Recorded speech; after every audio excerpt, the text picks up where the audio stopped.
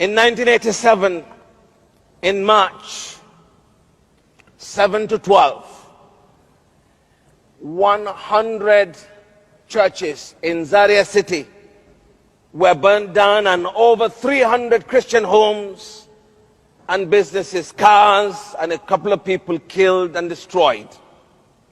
I was the leader then of the Christian Association Zaria chapter, and the Lord asked me to tell the people to do nothing.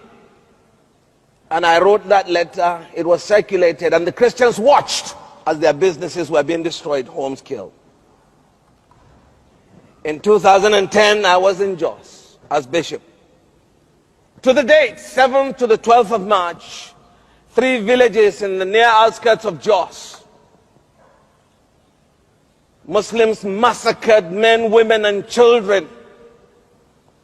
And the church leaders, we were all convinced to beg the villagers and those that survived and the entire Christian community to do nothing.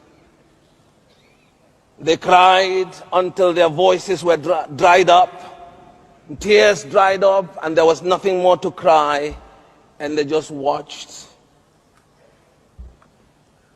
In 2006, over 40 people came to my house to kill me. It turned out I postponed my return home, and they met my wife. They did unspeakable things to her, beat her, left her half dead and totally blind. Through the mercy of God, she recovered. 6 months later in the USA, she came back. Exactly 1 year later, they came back again. This time they met me at home.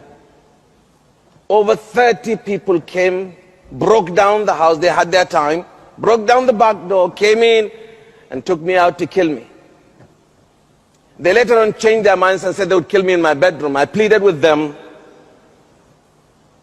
to pray, and they allowed me to pray. As I prostrated before the Lord, about 2 minutes later, my wife was holding my hands.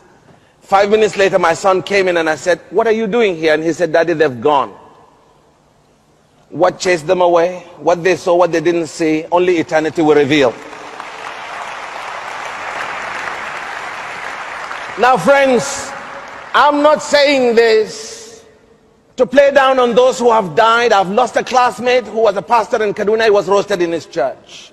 I've lost colleagues, schoolmates, and brothers and sisters who've been slaughtered for the faith. Why I'm alive, I don't know.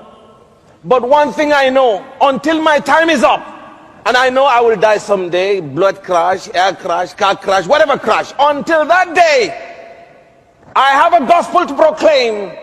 I have a gospel worth living for, and I have a gospel worth dying for. Amen.